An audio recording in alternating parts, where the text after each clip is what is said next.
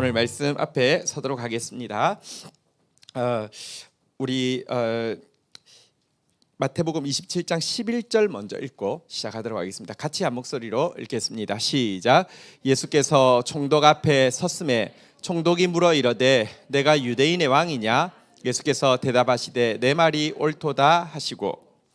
자, 이제 산헤드린이 예수님을 이제 그 신성모독으로 정죄하고는요, 빌라도의 법정에 새벽같이 와서는 관정 밖으로 사람을 불러내 가지고는 자기들은 사형을 구형하니까, 여러분 검사가 구형한다고 바로 형을 집행하는 게 아니잖아요, 그죠? 판사가 그걸 받아줘서 형을 이렇게 확정해 줘야지 집행을 할 수 있지 않습니까?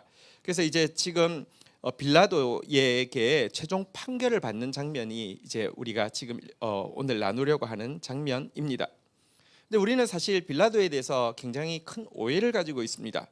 우리가 신앙 고백에 보면 본디오 빌라도에게 고난을 받으시고라는 내용이 있는데요, 이것 때문에 우리는 항상 예수 처형의 1차적인 책임이, 그리고 가장 큰 책임이 본디오 빌라도에게 있다라고 생각하고요, 신앙 고백을 할 때마다 마음속으로는 이 빌라도 나쁜 놈 이렇게 하는 게, 이걸 아예 딱 우리 신자들이 수천 년 동안 이 고백을 하게 한 것은 한 번 찍히면 죽어, 이 나쁜 놈, 죽일 놈, 이거 하게 하기 위해서 신앙 고백에 넣었다라고 착각을 하고 있는데요, 이거는 1차적으로는 사도신경을 번역을 잘못해서 그런 것입니다. 본디오 빌라도의 통치 시기에 고난을 받으시고, 본디오 빌라도의 통치 하에서 고난을 받으시고, 이 일이 역사적인 사건이었음을 이야기하는 것이 방점이지, 빌라도 이 나쁜 놈, 죽일 놈, 그게 워낙 아닙니다. 또 한 가지, 성경을, 이 빌라도의 이 재판 과정에 대한 성경 기록들이 쭉 복음서에 다 있는데요, 이걸 취합해서 제대로 보지 않고 단편적으로 본 것에서 생긴 오해입니다. 오늘 우리가 빌라도의 재판 과정을, 그래서 이제 사형 선고까지 내리는 과정을 볼 테인데요, 세밀하게 보면 빌라도가 정말 양심적인 사람, 사실은 유대인들이 지금으로 말하면 기독교인이고 빌라도는 세상 사람이잖아요. 기독교인들과 비교할 수 없이 양심적인 사람이라는 사실도 알게 되고요, 심지어 진리에 대한 상당한 관심과 진리에 대한 상당한 경외심을 가진 구도자의 모습까지 가지고 있음을 알게 될 것입니다. 그럼에도 불구하고 그는 무능하게 사형을 선고할 수밖에 없었던 것이, 유대인들, 지금으로 이해하면 기독교인들의 악이 상상을 초월하다는 사실을 우리는 오늘 본문을 통해서 보게 될 것이고요, 그리고 결국 빌라도도 이 일에서 책임을 면할 수 없는, 양심적이어도 심지어 구도자의 자세를 가지고 있어도 예수를 십자가 못 박는 일에 여러분 그걸 맡기는커녕 그것을 더 이제 확정시키는 일을 할 수밖에 없는 무능한 자임도 우리가 보게 됩니다. 오늘 본문을 보면서 우리 판사 자리에 앉은 빌라도의 입장에 내가 있다고 하면 어떠했을까? 참관한 자리에 입하에 있는 백성들의 입장에 있다고 하면 나는 과연 저들과 다른 반응을 보였을까? 그러면서 죄가 사실은 멀리 있는 게 아니라, 우리가 죄에 대해서 지금 수술하듯이 해부하듯이 보고 있습니다. 탐심의 죄에 대해서, 그리고 죄의 핵심인 교만에 대해서, 또 그리고 죄의 표출인 물질을 추구하고 권력을 추구하고 쾌락을 추구하고 약자를 억압하는 모습에 대해서 우리가 보고 있는데요, 이 죄악이 나랑 결코 멀리 있지 않고 내 모습이라는 것을 오늘 보고 다시 한번 참회로 하나님 앞에 나갈 수 있기를 축원합니다. 자, 이제 재판이 시작되어서 예수가 서자마자 물었습니다. 네가 유대인의 왕이냐? 굉장히 중요한 그 신문이죠. 그런데요, 이 신문을 하자마자 예수님이, 한번 따라하겠습니다. 내 말이 옳도다, 이렇게 대답을 해버렸습니다. 이 대답 앞에서 사실은요, 제일 당황한 사람은 빌라도였습니다. 왜냐고 하면 자기도 첩보를 다, 총독이니까 다 첩보 받고 있습니다. 생각해 보십시오. 조선 총독부의 총독이요, 지금 이 백성들에게 팬덤이 있고 수많은 일들이, 또 진짜 이해할 수 없는 기적들이 일어나고 있는데 정보 안 가지고 있었을까요? 그리고 정보를 취합해 본 결과 이게 쿠데타를 일으켜서 로마를 뒤집을 일이라고 했다고 하면 제사장들이 나서기 전에 자기가 체포했겠죠. 아니라는 건 너무 명백히 알고 있는데, 그래서 저들이 말도 안 되는 제목을 가지고 그를 고발한 거에 대해서 알고 있기 때문에 아니지 하는 마음에 네가 유대인의 왕이냐 물었는데요, 내 말이 옳도다라고 이야기하니까 엄청 당황합니다. 왜냐하면 이 말 한마디로 쿠데타 주범이 되는 거고 십자가형을 피할 수 없기 때문에 그렇습니다. 자, 12절 보도록 하겠습니다. 대제사장들과 장로들에게 고발을 당하되 아무 대답도 하지 아니하시는지라. 13절 읽겠습니다. 시작. 이에 빌라도가 이르되 그들이 너를 쳐서 얼마나 많은 것을 증언하는지 듣지 못하느냐 하되, 14절 제가 읽겠습니다. 한마디도 대답하지 아니하시니 총독이 크게 놀라워하더라. 근데 총독이 제일 처음에 얼토당토 하는 소리 하고 있네 하면서 재판을 사실은 그냥 뭐 이 재판 깜도 아니야라는 취지에서 네가 왕이냐 이 질문에는 내 말이 예수님께서 내 말이 옳도다라고 이야기했지만 그 이후에 구체적으로 막 여러 가지 고발들을 하는 것에 대해서는요 한마디도 안 하는 것, 이것이 또 총독을 도리어 더 놀라게 했습니다. 너무 불리한 말들을, 그리고 얼토당토 하는 말을 하는데 아무 말을 대답하지 않으니까 크게 놀라워하면서 이게 뭐지? 이렇게 이야기하고 있는데요. 사실 병행 본문 요한복음을 보면 훨씬 더 이렇게 자세히 이 상황을 이야기하고 있습니다. 빌라도가 네가 유대인의 왕이냐라고 질문할 때에 요한복음 18장 34절에 가면 예수님께서 이렇게 이야기하셨습니다. 예수께서 대답하시되 이는 내가 스스로 하는 말이냐 다른 사람들이 나에 대하여 내게 한 말이냐. 네가 유대인의 왕이냐 할 때 예수님께서 이 질문을 먼저 하셨습니다. 너가 알고 싶은 거니 다른 사람 말 듣고 하는 거니, 너가 그렇게 생각하는 거니 다른 사람 말 듣고 하는 거니, 스스로 지금 이 말을 하는 거니, 이렇게 이야기합니다. 그래서 굉장히 좀 속마음을 좀 들킨 것 같은 느낌이 드니까 한 발짝을 뺍니다. 35절 한번 볼까요? 빌라도가 대답하되 내가 유대인이냐? 너 유대인도 아닌데 내가 무슨 그런 생각을 하겠어? 네 나라 사람들과 대제사장들이 너를 내게 넘겼으니 네가 무엇을 하였냐? 대제사장들 네 나라 사람들이 내가 넘긴 거 보니까 뭔가 일이 있겠지. 그래서 물어보는 거지. 내가 이러면서 약간 한 발을 뺍니다. 그러자 예수님께서요 일단 36절에 자기의 나라가 어떤 나라인지 이렇게 이야기합니다. 예수께서 대답하시되 내 나라는 이 세상에 속한 것이 아니니라.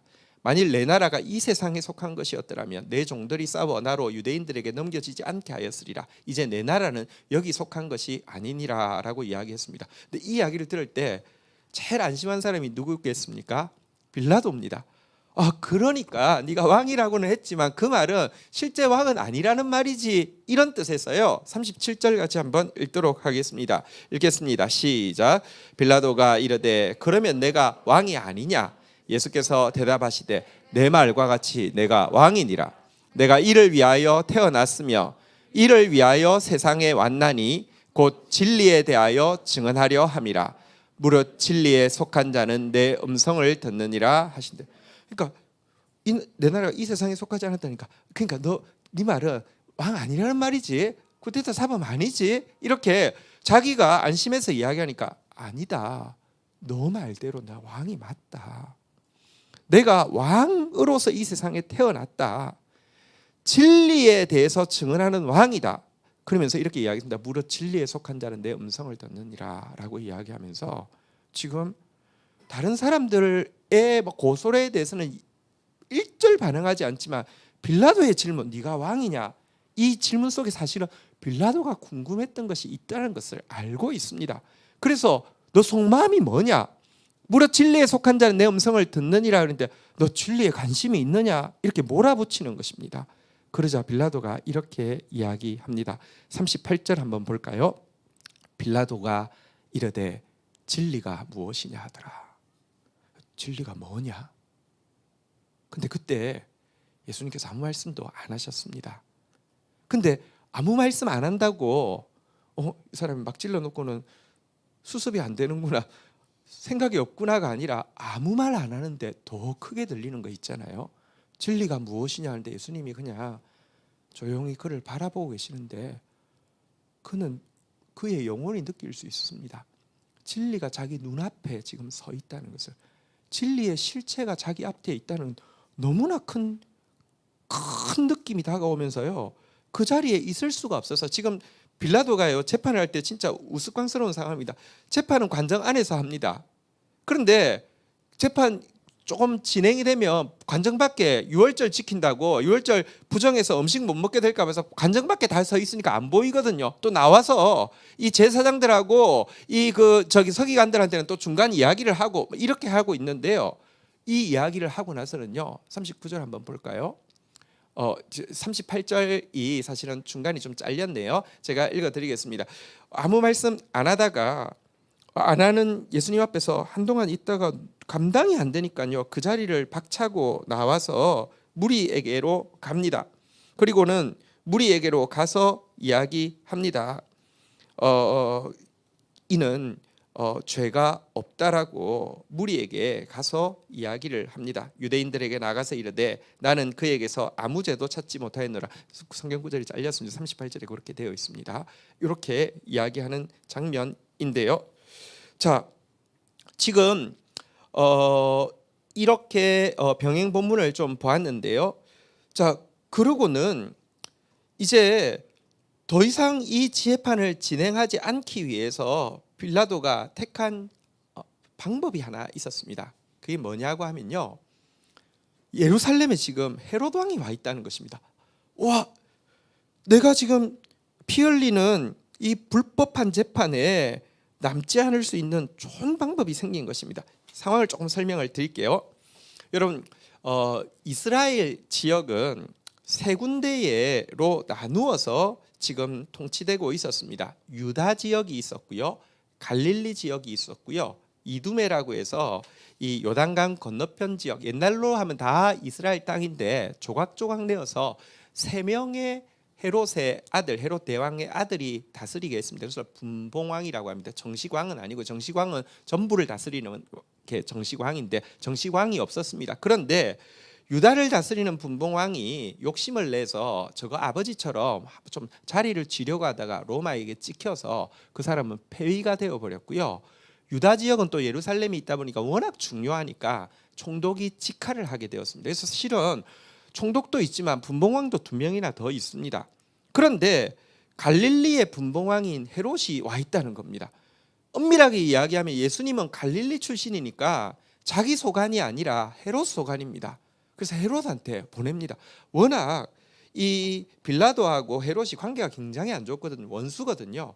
근데 지금은 이 불법한 재판을 하고 싶지 않아서 헤롯에게 보냅니다. 헤롯은 또 사실은요, 굉장히 무능하면서 또 거의 알코올 중독자처럼 살았던 사람이었던 것 같습니다. 그런데 호기심 때문에 데려오라고 해서 데려왔다가는 또 그냥 빌라도에게 다시 토스를 해버리죠.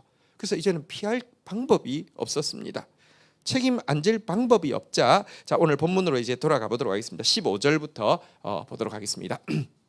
명절이 되면 총독이 무리의 청원대로 제수한 사람을 놓아주는 전례가 있더니, 자, 16절 읽겠습니다. 시작. 그때에 바라바라 하는 유명한 제수가 있는데, 17절 제가 읽습니다. 그들이 모였을 때에 빌라도가 물어 이르되 너희는 내가 누구를 너희에게 놓아주기를 원하느냐, 바라바냐 그리스도냐 하는 예수냐 하니, 18절 읽겠습니다. 시작. 이는 그가 그들의 시기로 예수를 넘겨준 줄을 알미들. 자, 이제 재판을 피할 길이 없자 머리를 생각을 했습니다. 합법적으로 예수를 풀어줄 수 있는 좋은 방법이 있습니다.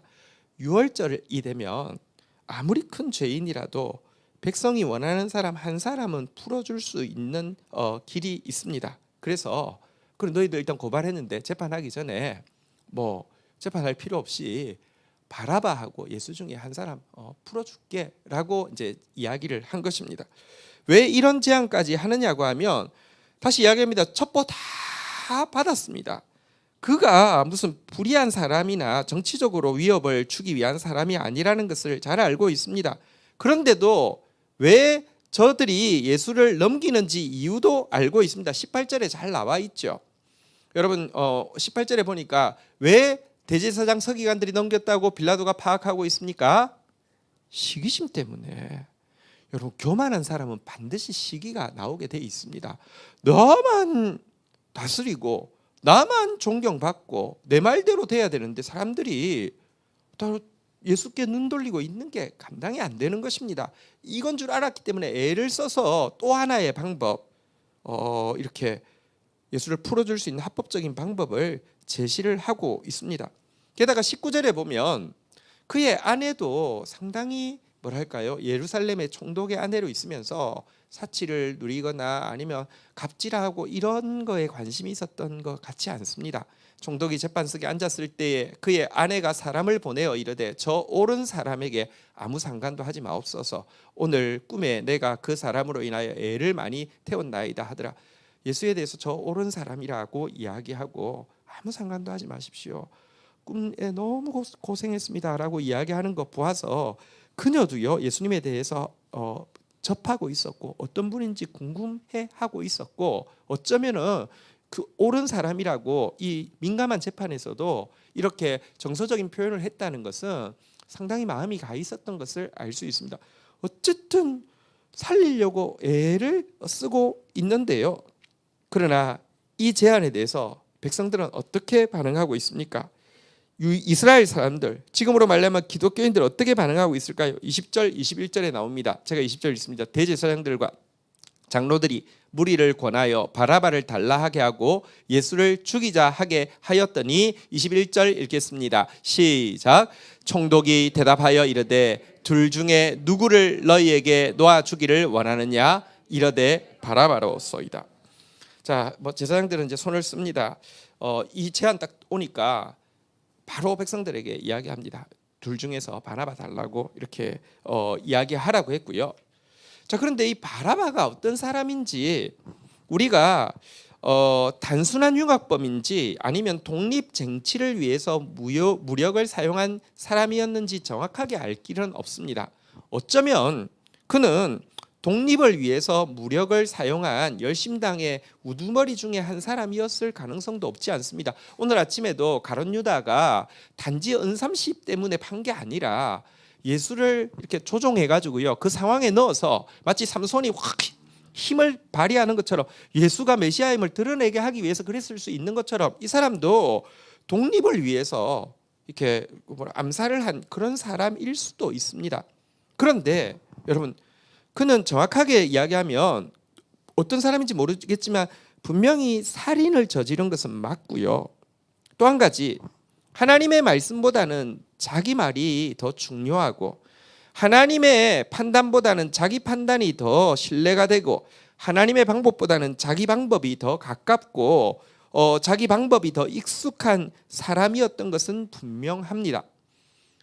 그가 가진 명분, 그래도 독립이라는 어쩌면 민족에게 있어서는 최대의 명분 아닐까요?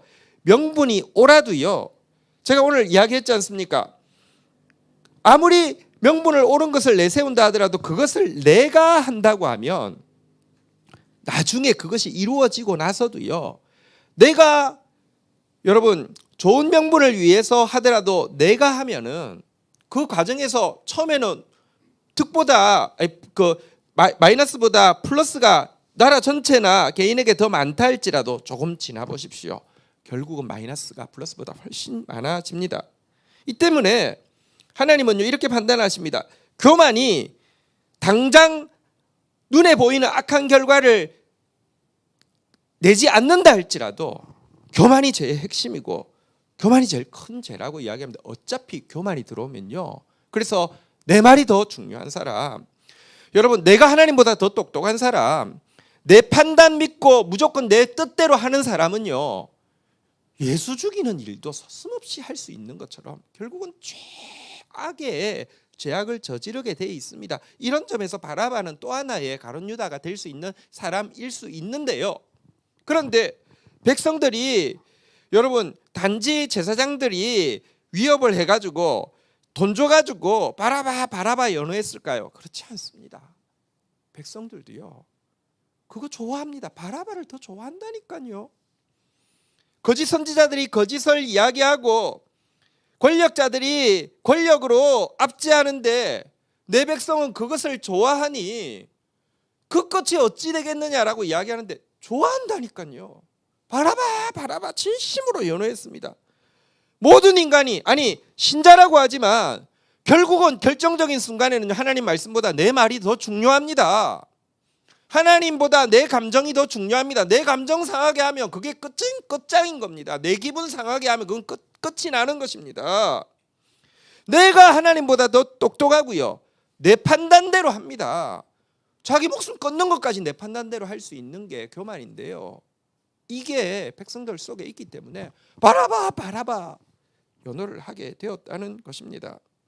여러분, 바라바를 연호하고 바라바를 달라고 하니까 빌라도가 좀 당황하다가, 그래도 설마 백성들이 예수가 3년 동안 그들에게 한 일이 있고 그들이 예수를 그렇게 좋아했는데, 22절 한번 보시죠. 이렇게 묻습니다. 빌라도가 이르되 그러면 그리스도라 하는 예수는 내가 어떻게 하랴.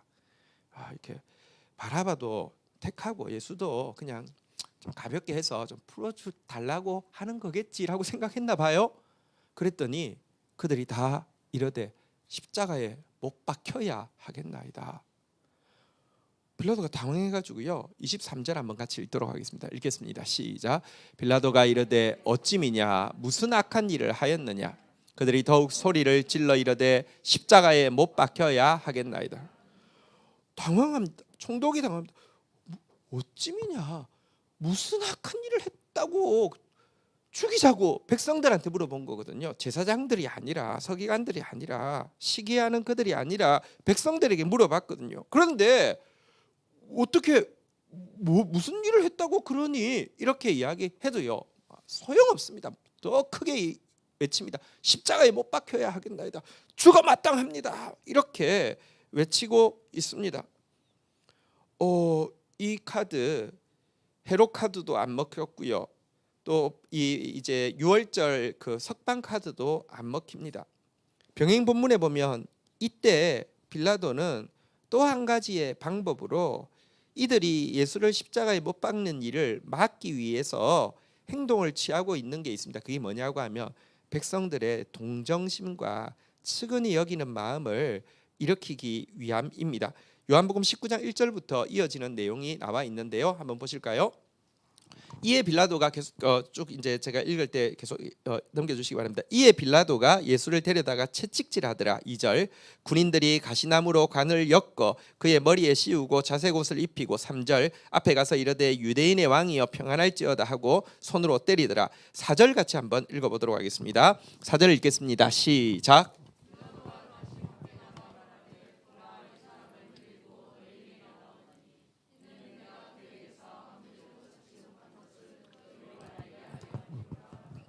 자, 여러분, 채찍질이라는 게 뭐냐고 하면 40에 하나 감안한 건데요, 이거 맞고 난 사람은 거의 초죽음입니다. 온 몸이 다 찢어져 가지고요, 이게 이 채찍 끝에 뼈 조각이나 쇠가 있어서 탁 하면 살에 붙어서 쫙 이렇게 뜯어내는 것이기 때문에 이걸 맞은 사람은 그걸 맞다가 죽는 사람도 많을 정도니까요.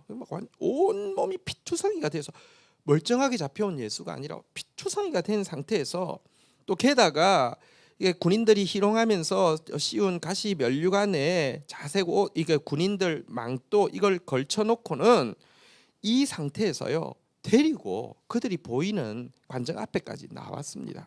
4절에 보니까 보라, 이 사람을 데리고 너희에게 나오나니 이는 내가 그에게서 아무 죄도 찾지 못한 것을 너희로 알게 하려 함이로다. 막 이렇게 피 흘리는 모습, 그리고 옆에서 나 아무 죄도 못 찾았다 이렇게 이야기하면 사람이, 그래도 매정한 사람도 너무 막 상대방이 너무 이렇게 측은해 보이면 동정심이 발휘될 수 있잖아요. 이렇게 이야기하면서 다시 한번 이야기합니다. 이에 예수께서 가시관을 쓰고 자색 옷을 입고 나오시니 빌라도가 그들에게 말하되, 한번 따라하겠습니다. 보라, 이 사람이로다. 여러분, 이상으로는 막 적을 만들고 공격할 수 있지만, 인터넷상에서는 막 댓글 하면서 막 악플을 달 수 있지만, 눈과 눈이 마주친 상태에서는 그러기가 힘들잖아요, 그죠? 백성들 앞에 예수를 세워놓고는 보라, 이 사람이로다라고 하면서 아이 컨택을 시키고 있습니다. 이 모습 보고 불쌍하지 않냐? 이 모습 보고도 죽이라는 말이 나오냐? 이제 이렇게 하고 있는 것입니다. 동정심을 발휘시키기 위해서 이걸 하고 있죠. 하지만 하나님의 백성이라고 하며 또 그 하나님은 사랑이라고 하는 그 믿음을 가진 이스라엘 백성들에게 조금도 이 말이 통하지 않습니다. 6절에 보니까요, 이 예수님과 아이 컨택하고 이야기합니다. 대제사장들과 아랫사람들이, 백성들이 예수를 보고 소리 질러 이르되 십자가에 못 박으소서, 십자가에 못 박으소서 하는지라. 빌라도가 이르되 너희가 친히 데려가서 십자가에 못 박으라. 나는 그에게서 죄를 찾지 못하였노라. 7절 한번 보도록 하겠습니다. 읽겠습니다. 시작. 유대인들이 대답하되 우리에게 또 법이 있으니 그 법대로 하면 그가 당연히 죽을 것은 그가 자기를 하나님의 아들이라 함이니라. 여러분, 아이 컨택하고 또 십자가에 못 박으소서, 십자가에 못 박으소. 난 못 박는다. 너네들이 박아라. 죄 없다. 죄를 고발한 게 뭐냐면 쿠데타 사범이라는 것인데, 쿠데타 사범 아니라는 게 너무 분명하니까 죄 없다라고 이야기하니까 유대인들이 이렇게 이야기합니다. 솔직히 말하면 쿠데타 사범이라고 우리 지금 내가 로마 식민지 하에 있어서 그렇게밖에 고발 못했지만 그는 우리 법으로 의하면 100% 죽어야 됩니다. 왜냐고 하면 그는 자기를 하나님 아들이라고 했기 때문입니다. 쿠데타 명분이고 실제는 신성모독죄를 범했기 때문에 우리는 죽이지 않으면 안 됩니다라고 이야기를 하는 것이죠. 그런데 이 말 앞에서요, 빌라도가 여러분 엄청 놀라게 됩니다. 더 무서워하게 됩니다. 이어지는 내용을 한번 볼까요? 빌라도가 이 말을 듣고 더욱 두려워하여 아까 진리가 무엇이냐 할 때 자기를 바라보는 눈빛 앞에서 진리의 실체를 보고 그 앞에 견디지 못해서 밖으로 나왔던 것처럼 지금 실은 그가 하나님 아들이라고 했다라는 이야기 앞에서요 너무 두려워해가지고요 또 이제는 예수님 앞으로 뛰어 들어갑니다. 9절 한번 보도록 하겠습니다. 다시 관정으로 들어가서 예수께 말하되 너는 어디로서부터냐 하되 예수께서 대답을 주지 아니하시는지. 너 어디서 왔냐? 너 누구냐? 이런 말이죠. 근데 예수님 대답을 하지 않습니다. 근데 그 말도 아까 진리가 무엇이냐라고 물을 때 대답하지 않은 것과 마찬가지입니다. 이미 그는 실체 앞에 서 있고요. 그걸 느낄 수 있습니다. 그렇기 때문에 그냥 응시하실 뿐입니다. 이러니까 채근하듯이 도리어 지금 빌라도가 마치 신문을 받고 있듯이 막 채근하듯이 이렇게 이야기합니다. 10절 한번 볼까요? 빌라도가 이르되 내게 말하지 아니하느냐? 내가 너를 놓을 권한도 있고 십자가에 못 박을 권한도 있는 줄 알지 못하느냐 하면서 제발 말 좀 해달라고 외치고 너 누구냐 이렇게 이야기할 때요 예수님께서 이렇게 이야기하십니다. 11절 같이 한번 읽도록 하겠습니다. 시작. 예수께서 대답하시되 위에서 주지 아니하셨더라면 나를 해할 권한이 없으리니 그러므로 나를 내게 넘겨준 자의 죄는 더 크니라. 여러분 근데 이 이야기를 할 때 보십시오. 사람들은 총독의 권세가 최고인 줄 압니다. 그래서 줄 서고요. 그리고 아부하고요. 또 그 자리에 가면 또 배신하고 이게 인생사 아닙니까? 근데 하나님의 아들이라고 해서 죽인다라고 유대인들이 이야기하고 하는데 예수님 이야기를 들어보니까 총독은 아무것도 아니고요. 더 위에 있는 권세를 실체처럼 보고 느끼고 있는 이분 앞에서 그는요. 정말 훨씬 더 두려움과 점점 더 확신이 들어오고 있는 그런 느낌을 그가 받게 되는 것을 보게 됩니다. 자, 그러자 이제 무리 앞으로 또 나옵니다. 견디질 못하니까요. 그래서 애를 씁니다. 무리를 설득하려고 하고 막 그 고집을 피우면서 나 재판 못한다고도 이야기하고 하니까요. 12절 한번 볼까요? 자, 12절 보겠습니다. 이러므로 빌라도가 예수를 놓으려고 힘썼으나 나와서 막 화도 내보고 막 재판 접는다고도 이야기하고 뭐 얼음장도 놓고 애원도 하고 힘썼으나 유대인이 아니니이다. 무릇 자기를 왕이라고 하는 자는 가이사를 반역하는 것입니다. 오류가 되고요. 또 증거만 오류가 되는 게 아니라 재수 없으면 정치적으로 잘못 줄을 서면 자기도 처형될 수 있습니다. 그러니까 압박을 쿠데타 사범 감싸지 말라고 압박을 하는 것이죠. 이제는 판결 외에는 방법이 없습니다. 판결석에 앉았습니다. 판결석에 앉은 빌라도의 모습을 한번 보실까요? 13절 한번 보십시오. 13절입니다. 이어지는 요한복음 19장 13절. 빌라도가 이 말을 듣고 예수를 끌고 가서 돌로 깐 들, 히브리 말로 가바다에 있는 재판석에 앉아 있더라. 이제 최종 판결을 위해서 재판석에 자기는 앉았고 예수님 돌이 깔려 있는 그 위에 딱 이제 서 있습니다. 자, 이어서 이렇게 판결을 합니다. 이날은 유월절의 준비일이요 때는 제6시라. 빌라도가 유대인들에게 이르되, 한번 따라하겠습니다. 보라 너희 왕이로다. 판결하기 전에 마지막으로 이제는 그 민족 의식에 이제 의지를 합니다. 유월절이라는 것은 그들이 애굽으로부터 구원받은 날이잖아요, 그죠? 사실 지금 로마에 지배당하고 있잖아요. 이들에게 여러분 그 유월절이 되면 우리 주님께서 하나님께서 권능을 베푸셔서 우리에게 과거에 있었던 것처럼 로마에서 해방되어지는 그런 은혜가 있기를 원합니다. 그런 소원이 왜 없겠습니까? 그거 아니까 보라 너희 왕이로다라고 하면서 너희 왕인데 이방인인 내가 죽여야 되겠느냐, 이제 이런 투로 한 번 더 그러니까 읍소를 하는 것이죠. 너희 왕이로다. 민족 의식에 깃대어서 이렇게 하자. 15절 보십시오. 제사장들이 얼마나 악한지, 여러분 백성들이 얼마나 악한지 그들이 소리 지르되 없이 하소서 없이 하소서, 그를 십자가에 못 박게 하소서.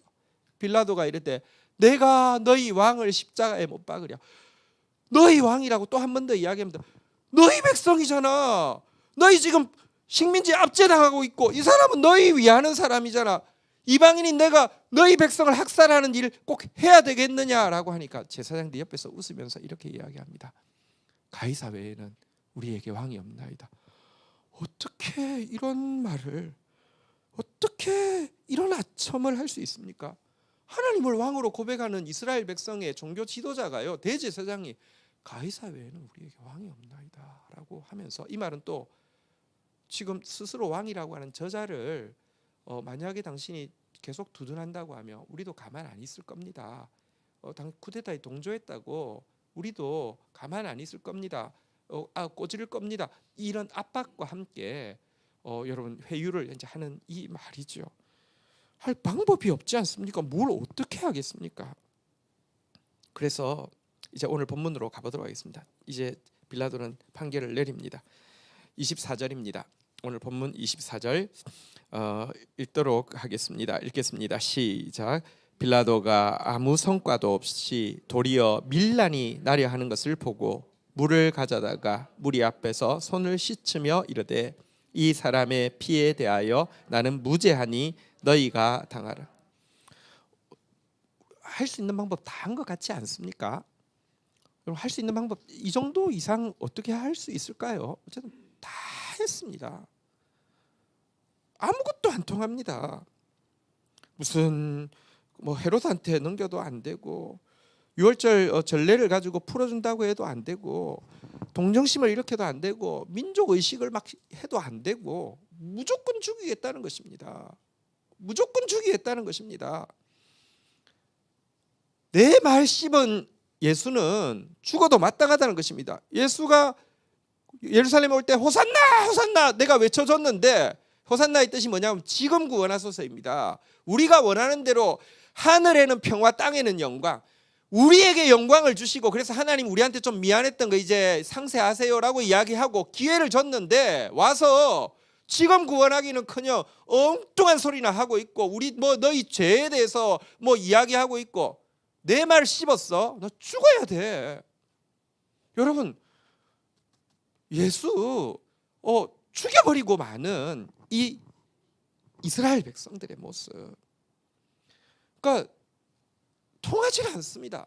그러니까 손을 씻으면서 이 사람의 피에 대하여 나는 무죄하니 너희가 당하라 이렇게 이야기합니다. 그런데요, 여러분, 이스라엘 백성들 율법을 가졌다고 하고 신앙을 가졌다고 하고 신앙 양심이 있을 것 같은 그들이요, 이 말 앞에서 뭐라고 이야기하는지 아십니까? 그 다음 구절 한번 볼까요? 같이 읽겠습니다. 시작. 백성이 다 대답하여 이르되 그 피를 우리와 우리 자손에게 돌릴지어다. 여러분, 그냥 이 피에 대해서 나는 무죄하니 너희가 당하라고 하면 그냥 입 닫고 있을 수도 있지 않을까요? 좋은 말 아니니까요. 근데요, 유대인들이요 크게 외칩니다. 상관없다고. 그 피를 우리와 우리 자손에게 돌릴지어다. 여러분, 이 말은 물론 이 말 때문에 히틀러가 유태인을 학살했으니까 히틀러는 죄가 없고 유대인들은 당해도 싸다 이렇게 이야기하는 것은 절대적으로 잘못된 것이지만, 여러분 정말 그 이후에 이스라엘 백성들의 자녀들이 얼마나 많은 대가를 지불했는지를 생각하면 이 말이 얼마나 무서운 말인지 우리는 알 수 있습니다. 근데 이 무서운 말을 서슴없이 할 수 있는 교만이요, 백성들 속에 있는 거 보십시오. 내 말이 더 중요하고요, 내가 하나님보다 더 똑똑하고요, 내 판단대로 무조건 행동하는 이 교만이 예수 죽여버리는데요. 이 모습이 그런데 우리 모습 아니냔 말입니다. 우리 안에 없냔 말입니다. 이 모습이 진짜 깊이 뿌러내리고 있고요, 어떤 상황만 되면 튀어나온다니까요. 정말 이게 죄가 멀리 있는 게 아닙니다. 지도층에게만 있는 게 아니라 오늘 백성들, 이렇게 연호하고 있는 백성들이 다 대답하되 그 피를 우리와 우리의 자손에게 돌릴지어다. 신자라고 해도 소용없습니다. 나의 감정이 크고 나의 지식이 크고 나의 판단이 크고 나의 말이 큰 사람은 이렇게 예수를 죽일 뿐 아니라, 죽이는 것에 대해서 조금도 두려워하지 않을 뿐 아니라 자기 자식들에게까지 저주가 오는 것을 스스로가 외치고 있는, 이렇게 무지하고 이렇게 사악해질 수 있는 것이 우리의 죄성임을 분명히 보게 됩니다. 그러니 26절 오늘 본문 마지막 절입니다. 이렇게 끝나고 있습니다. 이에 바라바는 그들에게 놓아주고 예수는 채찍질하고 십자가에 못 박히게 넘겨주니라. 오늘 이 본문 앞에서 여러분 사실은 빌라도를 조금 더 입체적으로 보는 시간을 가졌습니다. 말씀드린 대로 여러분이 굉장히 양심적이고 굉장히 막 구도의 마음까지 있었기 때문에 예수님이 그에게 계속 말씀하시고요. 어쩌면 빌라도의 고백이라는 그 이제 모노드라마가 나온 이유가 사실은 역사적으로도 근거가 있을 수 있다는 생각을 많이 합니다. 그 이후 예수 십자가 처형 이후에 그는 참회하고 예수를 믿었을 수 있다고 생각합니다. 그러나 어쨌든 이 이야기를 통해서 인간이 양심적이라고 해도 예수 십자가 못 박는 일에 여러분 거둘 수밖에 없다는 것도 알게 되고요. 또 신자가 자기 판단 가지고 자기 감정 가지고 자기 지식 가지고 자기 말 가지고 결국 원하는 것이 바라바고 결국 원하는 것이 예수를 없애버리는 것이름을 우리가 보면서, 인간은요 누구나 정도의 차이에 상관없이 전적으로 타락한 죄인이며 예수를 죽이는 동조자이며 하나님의 은혜가 없이는 우리는 심판 자리를 절대 피할 수 없는 존재임을 깨닫게 됩니다. 그래서 우리는 주님이 필요합니다. 그래서 우리는 겸손해야 하고, 그래서 우리는 하나님 앞에서 참회해야 되는 것입니다. 오늘 우리 주님 앞에 나아가서 참회하면서 주님의 긍휼을 구하는 시간 가지도록 하겠습니다. 함께 찬양하겠습니다. 내가 예수를 십자가에 못 박았나이다 같이 고백하겠습니다.